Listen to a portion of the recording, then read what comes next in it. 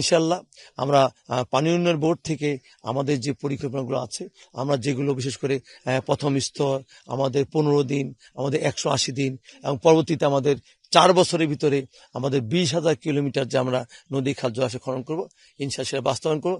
তার মধ্য দিয়ে আমরা এই বাংলাদেশকে আবারও সুফলা শস্য শ্যামলা বাংলাদেশ গড়ে তুলব। একটা সময় শহীদ প্রেসিডেন্ট জিয়া রহমান বাংলাদেশ থেকে খাদ্য রপ্তানি করেছিলেন। আমার বিশ্বাস ইনশাল্লাহ তারেক রহমানের নেতৃত্বে আমরা সেই খাদ্য আবার বিদেশে রপ্তানি করতে পারবো এবং বাংলাদেশ আমরা খাদ্যের স্বয়ংসম্পূর্ণ হব। আমরা যখন এই মন্ত্রণালয়ের দায়িত্ব নিয়েছিলাম, আমাদের মন্ত্রী মহোদয় সুদিন চৌধুরী এনি এবং আমরা কিন্তু আমাদের প্রথম আমাদের যে সচিবালয়ের সভা ছিল এবং দ্বিতীয়ত আমাদের পানি ভবনের সভা, সেই সভায় কিন্তু আমরা স্পষ্টভাবে আমরা প্রত্যেকটি আমাদের কর্মকর্তা এবং আমাদের ইঞ্জিনিয়ারকে আমরা একটি বার্তা দিয়েছিলাম যে আপনাদেরকে একটা বিষয় বিশ্বাস রাখতে হবে। আমাদের প্রিয় আমাদের মাননীয় প্রধানমন্ত্রী উনি বলেছেন আমরা দুর্নীতির গলা টুটি চিপে ধরবো। কাজে সেই ক্ষেত্রে দুর্নীতির ক্ষেত্রে আমরা জিরো টলারেন্স। যেমন আমাদের পানি উন্নয়ন বোর্ড সম্বন্ধে একটা মানুষের খারাপ একটা ধারণা আছে, ঠিক আছে, সেই ক্ষেত্রে আমরা বলেছি সেই পার্সেশন থেকে আমরা পানি উন্নয়ন বোর্ডকে ফিরিয়ে আনবো। এবং আমাকে অনেকেই প্রশ্ন করে যে পানি উন্নয়ন বোর্ডের বিশেষ করে আমাদের যে টেন্ডারগুলো হয়, যে নদী খনন হয়, খাল খনন হয়, জলাশয় খনন হয়, সেই সময় দেখা যায় বর্ষার সময় সেই নদীতে আমাদের বিশেষ করে আমরা সেগুলো আমাদের যে ব্লকেজ আছে সেগুলো আমরা সেখানে নদীতে ফেলি, যেগুলো আসলে কোনো আমাদের কাজে আসে না।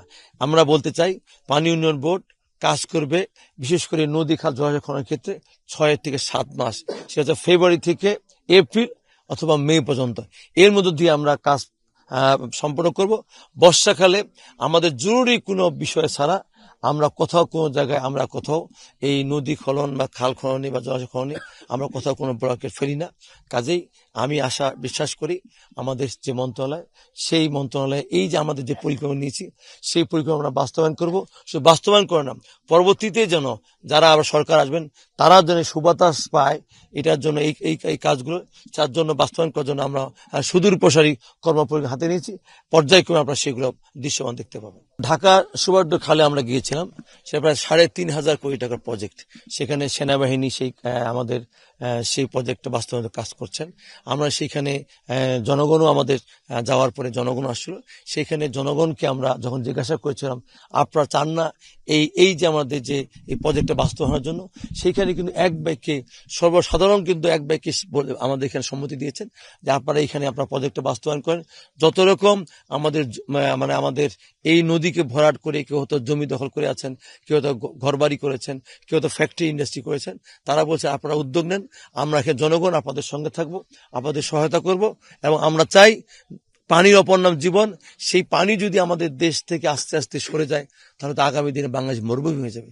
তাই বাংলাদেশকে মরুভূমিতে রক্ষা করার জন্য সেইখানে আমার বিশ্বাস আমরা কিন্তু এই যে আমাদের প্রজেক্টগুলো বাস্তবায়ন করার পাশাপাশি আমরা কিন্তু জনসমর্থনও নেওয়ার চেষ্টা করছি।